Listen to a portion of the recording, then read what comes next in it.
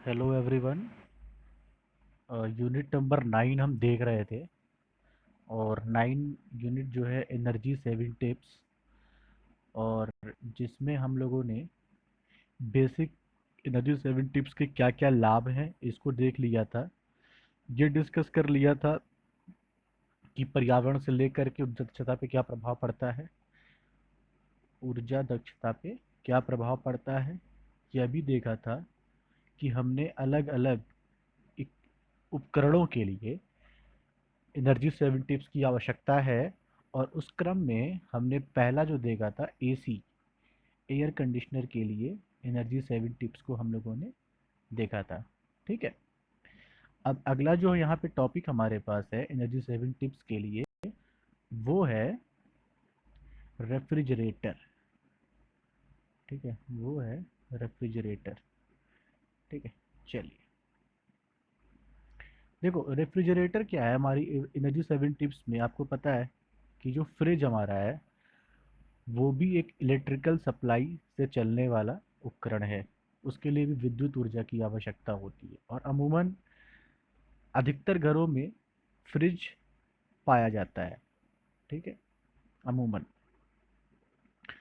तो फ्रिज के द्वारा जो ऊर्जा दक्षता हमें प्राप्त होती है वह हमेशा उच्च होनी चाहिए। अर्थात फ्रिज की जो कूलिंग कैपेसिटी है, कूलिंग कैपेसिटी मतलब क्या,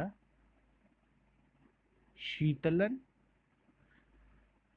क्षमता, ठीक है, ठंडा करने की क्षमता, वो हमेशा हाई होनी चाहिए। तो फ्रिज रेगुलर यूज करते हैं हम, तो उसमें हम क्या क्या सेविंग टिप्स का इस्तेमाल कर सकते हैं उसको आज थोड़ा देखते हैं। देखो, पहली चीज़ क्या है ना कि फ्रिज, जो पुराने फ्रिज होते थे, जो पुराने फ्रिज अभी भी होते हैं, जो पुराने मॉडल के फ्रिज होते हैं, ठीक है, उसमें आपने देखा होगा कि ऊपर का पोर्शन जो होता है ये फ्रीजर के लिए होता है, और नीचे हम अपना जो रैक्स वगैरह बने होते हैं इसमें हम सामान रख सकते हैं। बाद में जो फ्रिज आया वो, उसमें क्या हुआ कि ये जो अलग से ऊपर फ्रीजर का पोर्शन दे रखा था और नीचे जो है हम सामान रखने वाला, तो मतलब इसको अलग डोर से ओपन कर सकते हैं और इसको अलग डोर से ओपन कर सकते हैं। और जो पहले फ्रिज था उसको एक ही डोर से ओपन करते थे। ठीक है। जब एक ही डोर से ओपन करते थे तो हमें हर काम के लिए जब फ्रिज को इस्तेमाल करना पड़ता था, बार बार इस्तेमाल जब करते हैं, तो होता क्या था कि जितनी देर में फ्रिज ठंडा होता है तो दरवाजे को बार बार खोलने से ऊष्मा जो है वो बाहर से ऊष्मा अंदर की तरफ चली आती है। ठीक है, मतलब इसका जो टेम्परेचर है एक सर्टेन अमाउंट तक कांस्टेंट नहीं रहता। तो इसमें एडवांसमेंट ये किया गया कि इसके फ्रीजर को हमने अलग कर दिया और यहाँ पे बाकी पार्ट्स को अलग कर दिया। और अभी जो लेटेस्ट फ्रिज आ रहा है आपको पता होगा कि वो तो टाइमर वाले फ्रिज हो गए हैं और काफ़ी सेंसिटिव हैं। मतलब जिस चीज़ को आपकी रिक्वायरमेंट है आप वो चीज़ भी आप देख सकते हो। ठीक है। तो खैर उस पे नहीं चलते हैं, डिस्कस ये करेंगे कि दरवाजे पर रबर सील बदलें। अब देखो, आपको पता है कि जो फ्रिज का दरवाज़ा होता है ना, वहाँ पर रबर की ब्लेड, रबर का जैसा कुछ होता है ना, प्लेट जैसी होती है, ब्लेड जैसी। ठीक है, रबर जैसा होता है। तो वो बेटा क्या होता है ना, वो चिपकने वाला एडहेसिव होता है। एडहेसिव मतलब चिपकना। तो चिपकने वाला होता है, वो चिपक जाता है अगर वो टाइम के साथ खराब हो जाता है। ठीक है, चिपकते चिपकते उसकी प्रॉपर्टी लूज हो जाती है, तो उसको टाइम से हमें बदल देना चाहिए क्योंकि रेगुलर आप यूज करते हो।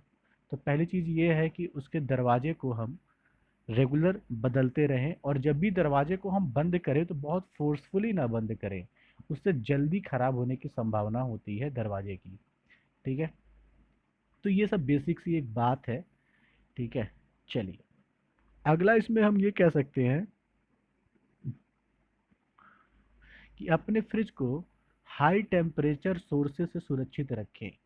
जैसे, अब जैसे मान लो आपने गरम गरम खाना बनाया, ठीक है ना, और आपने क्या किया, गरम खाना बनाया और आपने सीधे फ्रिज में डाल दिया। तो आपने क्या किया कि हाई टेम्परेचर की चीज़ को फ्रिज में रख दिया। ठीक है, ये नहीं करना चाहिए आपको। ठीक है, हमें क्या करना चाहिए कि खाना जो हमारा गर्म है, सपोज इसमें खाना है हमारा, ठीक है ना, इसको हम कवर करके रखें, ठीक है, किसी आप एल्यूमिनियम फॉयल से कर सकते हो, और किसी ऐसी चीज़ से जिससे खाना भी हमारा ख़राब ना हो और इसकी ऊष्मा बाहर ना निकले, ठीक है। तो और ये फ्रिज के अंदर जब रहेगा तो ये हमारी फ्रिज का जो एफिशिएंसी है वो ज़्यादा अच्छे से परफॉर्म करेगा। कारण क्या है कि अंदर जितना ठंड है, फ्रिज के अंदर जो भी कूलिंग इफेक्ट है, उससे खाना जो हमारा गर्म है ना, इस पे ज़्यादा प्रभाव नहीं पड़ेगा। अदरवाइज होता क्या कि जो इस खाने की ऊष्मा है, खाने की जो गर्मी है, वो भी फ्रिज के अंदर डिस्ट्रीब्यूट हो जाती, ठीक है। तो इसकी हम कोशिश करेंगे कि खाना हमारा जो है या जो भी हमारा जो अंदर का टेम्परेचर है वो बहुत ज़्यादा हाई ना हो। उससे ऊर्जा की भी बर्बादी होती है और हमारा जो इंस्ट्रूमेंट है, उपकरण है, उसकी उम्र भी कम होने लगती है, मतलब उस पर इफ़ेक्ट पड़ता है, ठीक है। और ख़ासकर जो कंप्रेशर होता है उस पर ज़्यादा इफ़ेक्ट पड़ता है। कंप्रेशर जो पीछे लगे होते हैं उस पे ज़्यादा इफ़ेक्ट पड़ता है। तो कंप्रेशर ख़राब होने का मतलब है कि फिर फ्रिज ही ख़राब हो गया आपका, ठीक है ना। तो ये हमारे पास एक तरीका है कि हम खाने को एकदम गर्म करके ना रखें, ठीक है। तीसरा क्या है ना कि हमारा जो फ्रिज होता है उसके कंडेंसर कॉइल होते हैं, ठीक है। उसको हमेशा साफ रखने की आवश्यकता होती है, ठीक है। जैसे उसको हमेशा हम ऊष्मा से दूर रखेंगे, गर्मी से दूर रखेंगे, कंडेंसर जो ठंडा करता है, कंडेंसर कॉइल, उसको ऊष्मा से दूर रखेंगे, ठीक है। जो पीछे का हिस्सा होता है फ्रिज के, जहाँ पे कॉइल्स होती हैं, जहाँ पे कॉइलिंग पूरी की जाती है, तो वो थोड़ा ओपन एरिया होता है। अक्सर क्या होता है ना, धूल धक्कड़ यहाँ पे जमने लगते हैं और धीरे धीरे उसको क्या करते हैं, उसको रिटार्ड करना शुरू कर देते हैं। तो उसको हमेशा समय समय पर उसकी सफाई करनी चाहिए, वो भी कुशल तरीके से, अगर आपसे नहीं मतलब बहुत ही सावधानी के साथ, ठीक है, उसकी वहाँ पे सफाई करनी चाहिए। तो कॉइल की सफाई भी आसानी से हम कर सकते हैं टेक्निकली, ठीक है। वहाँ की गंदगी को साफ कर सकते हैं, ठीक है। और उसको हम थोड़ा सा जो हमारी दीवार होती है जहाँ फ्रिज को हम स्टैंड करते हैं, थोड़ी डिस्टेंस मेंटेन करके कर सकते हैं, जिससे वहाँ पे आसपास हम सफाई कर सकें। ऐसा नहीं कि दीवार के पास में एकदम कोने में फ्रिज खड़ा कर दिया और उसके पीछे सफाई नहीं कर पा रहे हैं, ठीक है। ये नहीं होना चाहिए, थोड़ा उसको स्पेस मिलना चाहिए जहाँ से आप झाड़ू वगैरह भी आप मतलब कर सको, काम वहाँ सफाई जाके कर सको। छोटी छोटी चीज़ें हैं, इसी सब चीज़ों को पढ़ना है, ठीक है। अब देखो क्या है, अगला पॉइंट ये कह रहा है कि बचे हुए को ठंडा करें, अपने बचे हुए को ठंडा करें। इसका मतलब क्या हुआ, ठीक है। अब देखो इसमें ये कह रहा है कि जैसे हमारा जो भी हम मैंने बताया ना, जो खाना वगैरह जो भी हमारा है, भोजन है या कुछ भी चीज़ ऐसी चीज़ है, उसको हम टोटल अमाउंट फ्रिज में ना रख करके, जो भी हमारी रिक्वायरमेंट है, जो हमको बचा के रखना है, उतना ही हम फ्रिज में रखें। मतलब क्वांटिटी बहुत ज़्यादा ना बढ़ा दें, बहुत ज़्यादा हम उसकी मात्रा ना बढ़ा दें, फ्रिज को एकदम भर ना दें, जिसको हमें रिक्वायरमेंट भी नहीं है उसको भी हम फ्रिज में ठूस के भर देते हैं। तो इससे भी ज़्यादा ऊष्मा जो उससे अंदर से निकलती है, सामान जो भी हम रखेंगे उससे ऊष्मा निकलेगी, तो वो भी एक एडवर्स इफेक्ट करता है उसके सिस्टम पे, ठीक है। तो ये चीज़ें हमें अवॉइड करना चाहिए, जितनी हमें आवश्यकता हो, उतनी बचे हुई चीज़ों की आवश्यकता हो वही उसमें रखना चाहिए, ठीक है। चलो, दरवाज़ों को हमेशा बंद रखें, ठीक है, वही जो पहले बताया, दरवाज़ा रखना भी चाहिए, ठीक है। इवन ये आपको अपनी आदत में सुधार करना चाहिए, ठीक है, कि फ्रिज को खोलने से पहले हम मतलब कितनी बार खोलें। ऐसा नहीं कि जब मन किया कुछ देखना है और फ्रिज खोल के देख रहे हैं, फ्रिज खोल के देख रहे हैं। तो बार बार फ्रिज खोलोगे आप, तो फिर जो बाहर की ऊष्मा है वो अंदर प्रवेश करेगी, तो अंदर जो ठंडा है, जो कूलिंग चीज़ है, वो कूलिंग इफेक्ट बहुत देर तक मेंटेन तो रहेगा नहीं, ठीक है। तो इसको हम अवॉइड कर सकते हैं, है ना। तो बार बार टेम्परेचर जो है दरवा मेंटेन करने के लिए हम बार बार दरवाजे को ना खोलें ना बंद करें, मतलब कोशिश करें कि हमेशा दरवाज़ा बंद रहे, और एक अपनी आदत में सुधार करें कि बार बार नहीं खोलें। खासकर एक प्रॉब्लम और आती है फ्रीज़र के साथ लेकर के। फ्रीज़र के साथ क्या होता है ना कि जब भी हमको होना होता है तो हम फ्रीज़र को ओपन करते हैं, और आपको पता है कि फ्रीज़र के अंदर जो होती हैं ऐसे कॉइल्स होती हैं, ठीक है। और वही कूलिंग का काम करता है, ठीक है। तो बार बार खोलने से ये जो जितना भी इसके अंदर कूलिंग इफेक्ट आ रहा है, इसको ज़्यादा वर्क करना पड़ेगा, मतलब आपको कूल कॉइल को ज़्यादा वर्क करना पड़ता है, ज़्यादा काम करना पड़ता है, क्योंकि बार बार ये आप जब फ्रिज खोल दे रहे हो, फ्रीजर का डब्बा खोल दे रहे हो, दरवाज़ा खोल दे रहे हो, तो ठंडा नहीं करेगा। तो इससे क्या होगा कि उसकी जो लाइफ है ना आपके फ्रिज की, वो कम होगी, और बिजली भी ज़्यादा खपत होगी। क्यों? क्योंकि भाई ज़्यादा काम करेगा, तो बिजली की खपत भी ज़्यादा होगी, है ना। तो ये बेसिक सी चीज़ है कि दरवाजे को हमेशा बंद रखें। ठीक, कोशिश करें। ठीक है, चलो। तीसरा है, एक नेक्स्ट पॉइंट है कि, हाँ ठीक है, इंडोर इंडोर वाटर और आइस का लाभ लें। अब देखो इसमें क्या है ना, कि देखो कुछ ऐसे खास नहीं है, जैसे कि अंदर जो हम बर्फ़ का टुकड़ा या कुछ भी हम आइस या पानी की बोतल करते हैं ना, उसको जमा करते हैं उसमें, अब आइस को जमा करते हैं, ठीक है ना। तो उसको जो है ना बहुत ही सावधानी के साथ उसको इस्तेमाल करना चाहिए। ठीक है, बार बार दरवाज़ा खोलने की आवृत्ति को कम करना चाहिए। ठीक है, और आपके फ्रिज में अगर ये सुविधा है, ठीक है, तो हम कोशिश करें कि ऊपर वाले पोर्शन से हम एक बार में उस चीज़ को निकाल लें, बार बार हमको इसकी फ्रीक्वेंसी ना बढ़ानी पड़े, बार बार इसको इस्तेमाल ना करना पड़े। ठीक है, तो यही चीज़ है, आप देख सकते हो इसमें कुछ खास ऐसा है नहीं। ठीक है, चलो।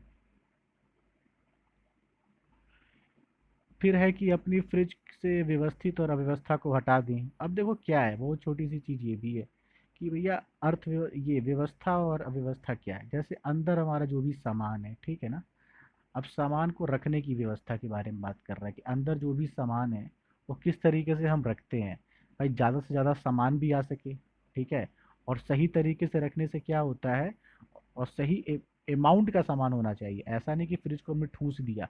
ठीक है, और किस तरह का सामान रख रहे हैं, मतलब बहुत ज़्यादा हम गर्म चीज़ को ना रखें। ठीक है, इसको अवॉइड करें। तो इससे भी आप काफ़ी अमाउंट में अपनी ऊर्जा को बचा सकते हो। ठीक है, और सिस्टमेटिक रखने से क्या होता है ना, कि जो हमारा कंप्रेशर है ना उस पे इफेक्ट कम पड़ता है, वो ज़्यादा मेहनत नहीं करनी पड़ेगी। भाई कंप्रेशर का काम क्या है, वो कूलिंग के लिए काम करता है। ठीक है, तो क्या होगा ना कि फिर ज़्यादा वर्क नहीं करेगा, तो ये लंबे समय तक आपका फ्रिज चलेगा। ठीक है, और आपका जो बचत है वो भी ज़्यादा होगा। तो इसमें कुछ ऐसा है नहीं इस फ्रिज वाले टॉपिक में जो आपको समझ में ना आए। एक चीज़ और देख लेते हैं क्या है, कि टेम्प अंदर के ताप की जांच करें, मतलब अंदर का टेम्परेचर बहुत ज़्यादा कम ना हो। ठीक है, ऐसा नहीं कि हमने बहुत ज़्यादा कम टेम्परेचर कर दिया। अब इन्होंने बताया है कि 36 से 38 डिग्री सेल्सियस, और फ्रीजर का 0 से 5 डिग्री सेल्सियस के बीच में सेट करें। ठीक है, तो जब आपके पास इस तरह कोई टाइमर हो, या अंदर का जो भी टेम्परेचर है आप जांच करो कि ज़्यादा ठंडा ना हो, क्योंकि जितना ज़्यादा अंदर ठंडा रखेगा उतना ज़्यादा वर्क करेगा, उतनी ज़्यादा बिजली की खपत होगी, और उतना ही ज़्यादा कम उसकी लाइफ हो जाएगी आपके फ्रिज की। ठीक है, ये चीज़ है। पावर सेवर स्विच अगर आपके में सुविधा है इस चीज़ की, पावर सेविंग जैसे मोबाइल में होता है, पावर सेविंग मोड होता है जब हमारी बैटरी ऑफ होने लगती है या चार्ज कम होती है, तो यहाँ पे भी ये चीज़ आप कह सकते हो, पावर स्विच ऑफ है, उसको आरंभ करो। ठीक है, अपने फ्रास्ट का संचय को कम करें। अब ऐसा भी नहीं है कि हमें आवश्यकता है, तो है नहीं, कुछ खास आवश्यकता नहीं, फिर भी हम क्या कर रहे हैं ना, फ्रीजर में खूब सारा फ्रास्टिंग कर रहे हैं, मतलब खूब सारा बर्फ जमा रहे हैं, खूब बाउल और डब्बा और पानी भर भर के कर रहे हैं। ये नहीं करना चाहिए। क्या होता है ना, इसको करने से फिर वही चीज़ है कि ज़्यादा ज़्यादा फ्रिज को काम करना पड़ेगा, और फ्रिज को काम करना पड़ेगा तो ज़्यादा उसकी भाई क्या होगी, वर्क करने से एक तो बिजली की खपत होगी, और दूसरी चीज़ क्या होगी, आपका लाइफ कम होगा, आपके फ्रिज का लाइफ कम होगा। तीसरी चीज़ क्या है ना, कि देखो, जब फ्रास्टिंग डिफ्रास्टिंग मतलब क्या हुआ, जब हमारे कोई भी फ्रिज है, फ्रिज के अंदर हमने फ्रीजर में कोई चीज़ रखा है, आइस रखा है। ठीक है, मान लो इसमें ऐसे हमने आइस रखा है, तो आप इसको क्या करते हो ना, आइस को जब जम जाता है तो आप उसको ज़बरदस्ती खींचने का प्रयास करते हो, आइस को। तो क्या करना चाहिए ना, इसको डीफ्रास्टिंग करना चाहिए, मतलब जब बर्फ़ जम जाए और काफ़ी सख्त हो जाए, तो आपको फ्रिज को ऑफ कर देना चाहिए, या डीफ्रास्टिंग का वहाँ पे कुछ इस तरह का की है तो उसको प्रेस करना चाहिए। जिससे क्या होता है कि ऑटोमेटिक जो है, यहाँ से थोड़ा सा टेम्परेचर मिल जाएगा, और थोड़ा टेम्परेचर बढ़ जाएगा, और यहाँ से हम आइस को निकाल लेंगे, ठीक है। मतलब ज़बरदस्ती आइस को नहीं खींचना चाहिए, उससे क्या होता है ना, ये जो अंदर का जो ट्यूब होता है, ठीक है, ये ट्यूब को टूटने खतरा होता है, और इसी ट्यूब के द्वारा कूलिंग का इफेक्ट होता है फ्रीजर के अंदर, ठीक है। तो ऐसा नहीं कि हम ज़बरदस्ती का उसे खींचने का प्रयास करें। ये बेसिक बेसिक चीज़ें हैं यहाँ पे, कुछ ऐसा कुछ खास है नहीं। और ये चीज़ आप ध्यान रखो, कोशिश करो ना, जब भी फ्रिज आप खरीदने जाओ तो पहली चीज़ तो स्टार रेटिंग का हो, ठीक है। दूसरी चीज़ है, अगर ग्रीन सर्टिफिकेशन है तो अच्छी बात है, ठीक है, मतलब हरित प्रमाण पत्र प्राप्त हो सरकार द्वारा हो, और एक रेटेड हो, मतलब एक अच्छी कंपनी का हो, ठीक है, भले ही थोड़ा पूरा आपके पास महंगा हो, कॉस्टली हो, लेकिन वो अच्छी कंपनी का हो, ठीक है।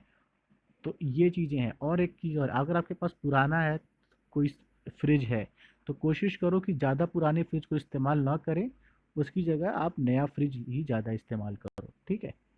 इससे आपकी बचत ही होगी।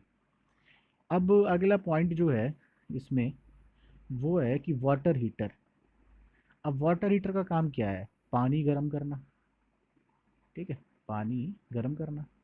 अब पानी गर्म कैसे होगा? टेम्परेचर को सेट करना पड़ेगा। तो इन्होंने बताया कि थर्मोसेट को कम करें, ठीक है। ऐसा नहीं कि थर्मोसेट मतलब टेम्परेचर का, जो टेम्परेचर की वैल्यू है। अब देखो, इन्होंने कहा कि 140 फ़ारेनहाइट के बजाय आपको 120 फ़ारेनहाइट रखना चाहिए। मतलब ऐसा नहीं कि हमको आवश्यकता है 100 डिग्री सेल्सियस की और हमने 100 150 डिग्री सेल्सियस टेम्परेचर गर्म किया, तो क्या है ना, वेस्टेज हो गया ना, आपका बिजली बर्बाद हो रही है, ठीक है। हीटर को ज़्यादा काम करना पड़ रहा है, हीटर भी ख़राब होने की संभावना है। तो जितनी रिक्वायरमेंट है उससे कम ही टेम्परेचर रखो आप, ठीक है, थोड़ा सा कम ही रखो। इससे छोटी छोटी कटौती करके भी आप अपनी लागत को कम कर सकते हो और अपनी इनकम को सेव कर सकते हो, ठीक है। अब जैसे टैंक है हमारा, ठीक है, वाटर हीटर का जो टैंक होता है, अब वो टैंक इंसुलेटेड हो। इंसुलेटेड मतलब क्या हो कि यहाँ की ऊष्मा बाहर ना जा सके और अंदर, बाहर से कोई अंदर ऊष्मा ना आ सके, है ना। तो इस तरह का सिस्टम होना चाहिए, ठीक है। तो इसे कहते हैं इंसुलेशन। तो इंसुलेटेड टैंक होना चाहिए, तो ये भी स्टैंडर्ड होना चाहिए, ऐसा नहीं कि लोकल आपने कुछ भी ले लिया, ठीक है। दूसरी चीज़ क्या है कि हीट ट्रैप स्थापित करें। हीट ट्रैप मतलब कि क्या, कि पानी को स्टोर करने के लिए, ठीक है, मतलब इसको ट्रैप करने के लिए। तो हीट ट्रैप होना चाहिए, ये भी इंसुलेटेड टाइप का ही होना चाहिए, ठीक है। इसकी रिक्वायरमेंट है, बहुत ज़्यादा पुराना नहीं होना चाहिए, ठीक है, ये भी ध्यान रखेंगे। कोशिश करो कि यार ठंडे पानी को इस्तेमाल करो, अगर गर्मी का मौसम है ठंडा ही इस्तेमाल कर, ठंड का थोड़ा मौसम है तो जैसे उन्होंने क्या लिखा है, बुक में क्या लिखा है आपकी, जैसे हमको नहाना है, धोना है, या दांतों को साफ़ करना है, या कपड़े साफ़ करने हैं, या कुछ इस तरह के काम हैं, तो ठंडे पानी में किए जा सकते हैं, वाटर में, तो वो हम इस्तेमाल करें ना, उससे ऊर्जा की बचत ही करेंगे आप, ठीक है, जहाँ रिक्वायरमेंट हो। और अगर आपकी रिक्वायरमेंट नहीं है, आपको ठंडे गर्म पानी की है, तो आप टेम्परेचर को बहुत ज़्यादा नहीं, थोड़ा कम ही करके आप गर्म करो, ठीक है। जितनी बचत कर सको उतनी बचत करो, यही है इसका पूरा उद्देश्य इस चैप्टर का, कि बचत ही करना है, ठीक है। टैंक को सूखा रखें। टैंक जो हमारा होता है ना, उसको सूखा रखने से क्या होता है, अक्सर देखा होगा, सूखा करने से क्या होता है ना, यहाँ पे एक ऐसे तलछटी के पास ना एक पपड़ी जैसी जम जाती है, ठीक है, पपड़ी जैसी हो जाती है सूखने के बाद। टंकी वंकी में देखा होगा, जैसे काई जब सूख जाती है क्या होता है, पपड़ी जैसी बन जाती है। तो उसको हम इजीली साफ़ कर देते हैं ना, ऐसे पकड़ के इसको हम साफ साफ कर सकते हैं। अच्छा, ये अगर नहीं हटेगा तो क्या होगा, ऊष्मा का ट्रांसफ़र नहीं होगा अच्छे से। अगर मान लो यहाँ पपड़ी जम जाए, यहाँ पपड़ी जम जाए, खासकर नीचे जम जाए, तो ऊष्मा जो है ना वो चारों तरफ अच्छे से ट्रांसफ़र नहीं होगा। तो बीच बीच में जो है ना, ये सूखा करके हम सफाई कर सकते हैं, ठीक है। एक अच्छा अभ्यास है अपने टैंक को सूखा करने का, ड्रेन द टैंक, यही वाला पॉइंट है। टाइमर स्थापित करो भाई। टाइमर मतलब क्या, कि भाई लगा दिया कि ऐसा नहीं कि टाइम चल रहा है, हमने क्या किया, 10 मिनट का टाइमर लगाया, 5 मिनट का टाइमर लगा दिया, ठीक है ना। टाइमर मानते ही हो कि एक टाइम के लिए सेट कर दिया, कि अगर आप भूल भी जाते हो तो ऐसा नहीं कि दिन भर चल रहा है, वो चल रहा है, ऑटोमेटिक नहीं है, ठीक है। ऑटो मतलब चल ही रहा है, ऑटो पे है। तो आप एक टाइमर को सेट कर सकते हो, ठीक है। तो ये बेसिक सी चीज़ है। अगर ज़्यादा समझ में नहीं आता है आपको कि क्या है टाइमर को, क्या है, अगर कुछ आपको नई चीज़ है, तो लिख दे कि प्लम्बर को कॉल कर लो, अब ये सब बताओ, प्लम्बर को कॉल कर लो, ये सब बताना पड़ रहा है ना। पाइप जो हमारी है, पाइप को इंसुलेट करे भाई, जिस पाइप से उष्मा गर्म पानी जा रहा है, वाटर हीट जा रहा है, वो भी तो इंसुलेटेड होना चाहिए। ठीक है ना, मतलब इधर की उष्मा इधर नहीं, बाहर की अंदर नहीं, अंदर की बाहर नहीं, तो ये भी होना चाहिए, इंसुलेशन वहाँ भी ज़रूरी है। तो पाइप भी इंसुलेटेड होना चाहिए। ठीक है। अगर आपके पास पुराने उपकरण हैं तो उसको बदल दो। उन्होंने कहा कि डिश वाटर या वॉशिंग मशीन 10 साल से अधिक पुराना है, डिश वाटर बर्तन साफ करने वाला, वॉशिंग मशीन कपड़ा साफ करने वाला, अगर इस तरह का कोई मशीन 10 साल से ज़्यादा पुराना है तो इसको बदल दो। क्यों बदल दो? क्योंकि आजकल के जो चीज़ें आ रही हैं वो स्टार मॉडल पे आ रही हैं। ठीक है, जो कम पानी का भी इस्तेमाल करती हैं और ज़्यादा कुशल भी हैं, ज़्यादा स्किल भी है, मतलब अच्छी सफाई भी करेंगी और आपकी बचत भी होगी। पानी की बचत का मतलब क्या है? ऊर्जा की बचत। भाई पानी भी तो बिजली से ही, आप मोटर चलाते हो तो वहाँ बिजली है, मोटर से पानी टंकी भरा, इस्तेमाल किया, तो जल्दी जल्दी इस्तेमाल, पानी ख़त्म हो रहा है तो मोटर चलाओगे, बिजली का बिल तो बढ़ना ही है। प्लस पानी ज़्यादा इस्तेमाल होगा वो अलग बिल। इवन ज़्यादा ज़्यादा आप इस्तेमाल कर रहे हो मशीन को तो मशीन भी ख़राब होने का खतरा है, उसकी परफॉर्मेंस कमज़ोर पड़ेगी, उसका मोटर ख़राब हो सकता है, कुछ भी हो सकता है ना। तो ये सब चीज़ें हैं। ठीक है, तो आप वहाँ भी बचत कर सकते हो। ठीक है। अब उन्होंने यही कहा कि अगर ज़्यादा पुराना है, 10 साल से ज़्यादा पुराना है तो भैया खरीद लो, नया खरीद लो। अब पैसा तो देंगे नहीं है, फिर भी लिख दिया है खरीद लो, तो खरीद सकते हैं। ठीक है। तो ये सब चीज़ें हैं, वाटर हीटर के लिए है, इसके लिए है। अब ऐसे कंप्यूटर के लिए है। ठीक है। और कंप्यूटर के लिए क्या है, आपको मैंने बताया ही था, फिर से बता देता हूँ कि देखो कंप्यूटर के लिए क्या है कि कंप्यूटर को समझो जैसे आपका मोबाइल फ़ोन जैसे होता है। ठीक है, उसमें क्या होता है कि पहली चीज़ तो आप है ना कि एनर्जी एफिशिएंट प्रोडक्ट खरीदो, मतलब कि स्टार रेटिंग, वही चीज़ है ना, स्टार रेटिंग वाली चीज़ें खरीदो। ऐसे बनाते हैं स्टार ना, स्टार रेटिंग। ठीक है, ऐसे, हाँ, स्टार रेटिंग। तो स्टार रेटिंग चीज़ें खरीदो। ठीक है। दूसरा चीज़ क्या है ना कि उसका जो बिजली वो कंज्यूम करती है, इलेक्ट्रिसिटी, उसकी मात्रा कम से कम हो, मतलब कम वाटेज पे काम करे। ठीक है ना, कम वाटेज पे काम करे, कम शक्ति का इस्तेमाल करे। ठीक है, ये चीज़ हो सकती है। ठीक है। डिज़ाइन जिस तरह का हो, जैसे मोबाइल में कई तरह के डिज़ाइन होते हैं, उस तरह से हम कर सकते हैं। मोबाइल जब खरीदने जाते हैं तो क्या होता है, उसमें हम देखते हैं ना, जल्दी चार्ज भी हो जाए और लंबे समय तक चले, कितने एमएच की बैटरी है, इसी प्रकार से। ठीक है। अब भाई आपके कंप्यूटर में ये चीज़ अगर है तो उसका इस्तेमाल करो ना, पावर सेविंग फीचर का। ठीक है, पावर सेविंग फीचर से क्या कर सकते हो आप, 20 से 50 गुना ऊर्जा की खपत तो बचा सकते हो। ठीक है। आइडल मोड में इतनी गुना ऊर्जा की खपत होती है, तो आप इतना बचा लोगे ना। ठीक है, इसका मतलब क्या है कि जैसे आपने कंप्यूटर को ऑफ किया, ऑफ मतलब ऑफ ही नहीं किया आपने, जैसे आपने अपने मॉनिटर को स्क्रीन सेवर लगा दिया है। ठीक है, और इस तरह से क्या चल रहा है कि पावर सेविंग फीचर अगर नहीं है तो कुछ ना कुछ उस पर चलता रहता है, कभी ना कुछ ना आता रहता है। ठीक है, जिससे क्या होता है ना कि धीरे धीरे हमारा जो इलेक्ट्रिसिटी कंज्यूम हो रहा है, तो कोशिश करो कि पावर सेविंग फीचर बिल्ड रहे, उसका इस्तेमाल करो। ठीक है। और एक चीज़ और, जैसे कि जैसे मान लो कोई भी हमारा कंप्यूटर हार्ड मॉनिटर है, हार्ड ड्राइव है, सिस्टम स्टैंड बाय, हमेशा इसको बंद करने के लिए। ठीक है, हमेशा इसको बंद रखें। ठीक है, मतलब कोई चीज़ हमें आवश्यकता नहीं है तो उसको बंद रखें। ठीक है ना। चलो, चमक। अब देखो चमक क्या, ब्राइटनेस है, उसकी ब्राइटनेस कम रखो, बहुत ज़्यादा ब्राइटनेस नहीं होना चाहिए, कि ब्राइटनेस ज़्यादा होगा तो भैया जल्दी बैटरी, लैपटॉप है जल्दी बैटरी डिस्चार्ज होगी, और अगर डेस्कटॉप है तो ज़्यादा कंज्यूम करेगी बिजली, है ना। तो हमारा ब्राइटनेस कम होना चाहिए, ये हम ध्यान दे सकते हैं। ठीक है।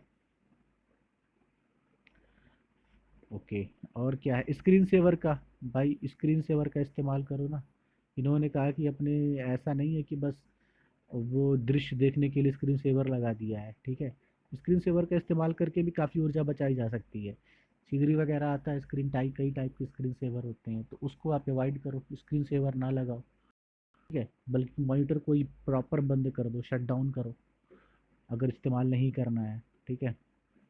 अगर जिसकी आवश्यकता नहीं है डिवाइस की ना, उसको हटाओ। कहने का मतलब प्रिंटर है, वूफर स्पीकर्स हैं या कुछ इस तरह का और हार्डवेयर कुछ लगा हुआ है अलग से, जिसकी आवश्यकता नहीं है तो उसको हटाओ ना। ठीक है, इंटरनेट नहीं चला रहे हो तो कनेक्टेड हटा दो। ठीक है, वाईफाई नहीं चला रहे हो तो हटाओ ना, मॉडेम नहीं चला, नेट नहीं चला रहे हो अगर आप, तो अगर आपने वाईफाई कनेक्ट कर रखा है मॉडेम से या ब्लूटूथ से कर सकता है तो कोई आवश्यकता नहीं है, क्योंकि ब्लूटूथ कर रहे हो आप, ऑन कर रहे हो या वाईफाई ऑन कर रहे हो, तो ये क्या, ये सब तो एनर्जी कंज्यूम करेंगे ना अपना। ठीक है, या मॉडेम से चला रहे हो, कुछ भी कर रहे हो आप, जब आवश्यकता नहीं है तो ना करो। ठीक है, इनका यही कहना है। ठीक है, चलो, और क्या है, कंप्यूटर को हमेशा जब इस्तेमाल ना हो तो उसको बंद रखो, और खासकर, अब भाई देखो ये क्या है ना, कि जैसे मान लो आपको केवल 5 मिनट के लिए ब्रेक है, तो कोई मतलब नहीं है फिर बंद करने का भाई, कम से कम लंबे समय के लिए समझ में आता है कि आपने कोई मीटिंग के लिए जा रहे हो, कंप्यूटर ऑन है, या आप खेलने चले गए, ठीक है, कंप्यूटर ऑन है, और आकर के देख रहे हो तो स्क्रीन सेवर लगा हुआ है, नहीं। आप जब 1 घंटे 2 घंटे या 4 घंटे से वेब के लिए कहीं जा रहे हो तो हमेशा बंद रखो, 10-5 मिनट के लिए खैर कोई बात नहीं है, इन्होंने लिखा भी है कि आप कहीं लंच पे जा रहे हो, मीटिंग पे जा रहे हो तो उस समय बंद रखो। ठीक है, तो इस तरह से है। ठीक है, अब जैसे जहाँ अप्रोप्रिएट हो ना वहीं पे हार्डवेयर को शेयर करो, जैसे वही चीज़ मैंने बताया कि प्रिंटर है या स्कैनर है, राउटर है, अगर आवश्यकता है तो इसको तुम सप्लाई दो अपने कंप्यूटर से, अगर आवश्यकता नहीं है तो सप्लाई की कोई आवश्यकता ही नहीं है। ठीक है, ऊर्जा बचाने का ये भी एक तरीका है ना, तो ऊर्जा यहाँ से बचा सकते हैं। ठीक है, मतलब, और इलेक्ट्रिसिटी से भी सप्लाई मत दो ना आप उस चीज़ को कहीं भी, मतलब कि वो कंप्यूटर से ही बात नहीं कर रहा हूँ, मतलब घरों में भी अक्सर होता है कि जैसे हमने क्या किया है कि स्पीकर, जैसे हमने चार्जर लगा दिया है, ठीक है, अब हम इस्तेमाल तो कर नहीं रहे हैं, बट प्लग्ड है, लगा हुआ है, तो वो नहीं करना चाहिए। ठीक है, प्रिंटर का लगा हुआ है, स्कैनर का लगा हुआ है, राउटर का लगा हुआ है, कुछ भी इस तरह का लगा जिसका हम इस्तेमाल नहीं कर रहे हैं, तो उसको हमेशा बंद करना चाहिए। ठीक है, तो ये सारी युक्तियाँ हैं। ठीक है, हीटर के बारे में ऐसे ही है। ठीक है, वॉशिंग मशीन के बारे में है ना। तो चलो कुछ अगला वीडियो लेकर के आते हैं फिर किसी टॉपिक पे। Thank you.